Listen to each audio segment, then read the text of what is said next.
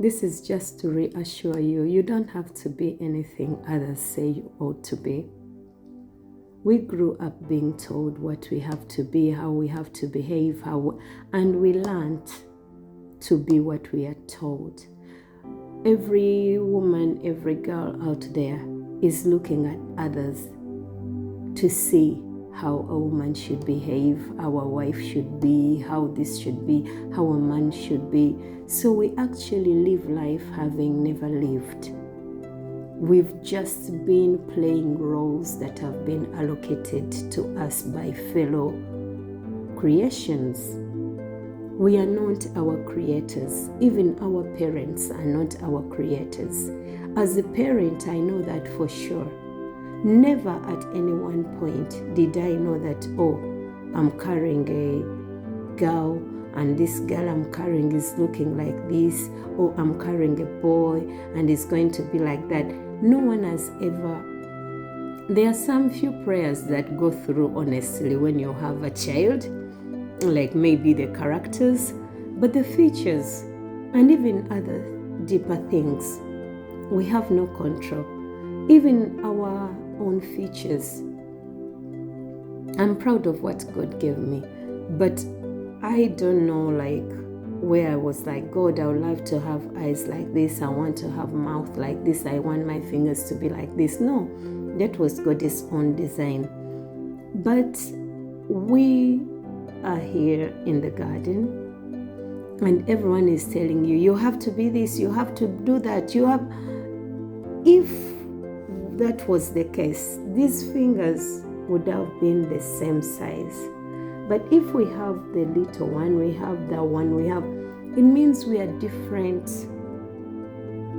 people. As you see, there are short people, there are tall people, there are average, there are petite, there are big people.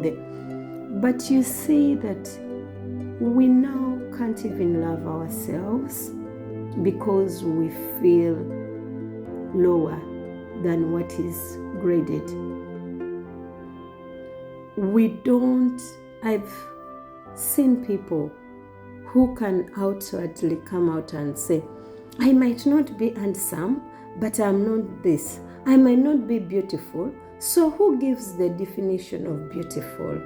Who gives the definition of handsome?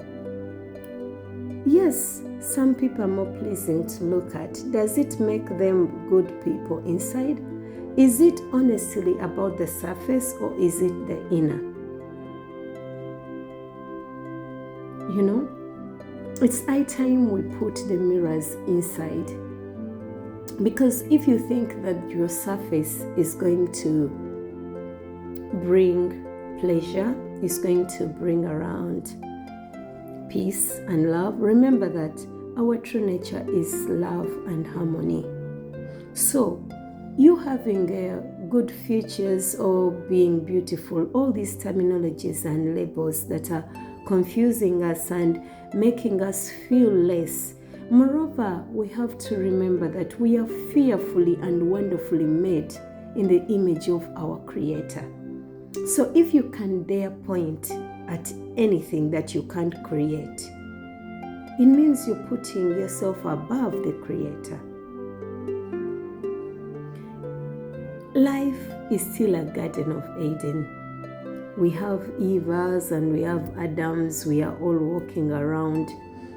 Yes, we've started building big buildings. We've decided to make companies to enslave others so that we gain more.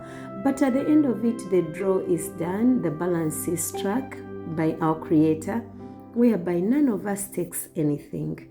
Whereby no matter how much money you have, you will still eat food. And in that particular case, you'll eat that food that the people you originate from eat. You know, if you come from where people eat snakes, you might eat the fattest, but it will still be a snake.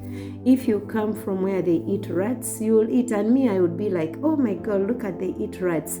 But when I'm eating my senene, when I'm eating my matoke, somebody will be like, oh my God, it is tasteless. What am I trying to say? that when all is said and done, accept who you are. If today all you can do is to wander in the garden, it's allowed. I'm talking from personal experiences that this is why we're killing ourselves prematurely, because you feel less. You feel of no value because you can't do what others are doing. You have to force yourself to go against your mind, to go against your body. Your body will be telling you that, oh, I'm tired. Oh, my back is not. But because you'll be like, you're still young. You ought to work like this. Oh, no, you can't be seated at home. Or you can, people have all sorts of ideas about others. Well, if you're one of those people who is very good at pointing at others and advising them in a way that doesn't encourage them, maybe try giving those ideas to yourself, because if you had given them to yourself, you would not be advising others. You would know better that it is none of your business. Even in the Bible, it tells you that you have to mind your business. In Proverbs, it tells you that. Unless you are encouraging another, unless you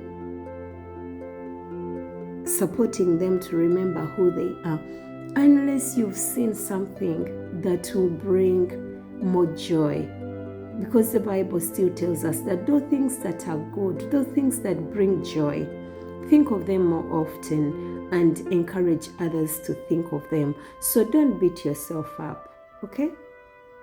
If you have people who cannot encourage you to just be happy, to just be grateful of the day you have, if they can't help you without feeling good about themselves, if they use you as a weighing scale to feel good about themselves, then you're never alone. Be by yourself. Your angels will serve you. Your God will send you people from other places, and they will be your friends. You will be in a company of angels rather than being with people who make you curse your God. How? By thinking that you have less than what you need, by thinking that you are less than what you ought to be. None of us is a mistake here. Whatever you see before you, that is God's plan. And people have a right to choose. I'm learning that regardless of the relationship you hold with someone, they're entitled to make their mistakes. They're entitled to do whatever they want. Does it stop me from sharing what I think will make it better? No.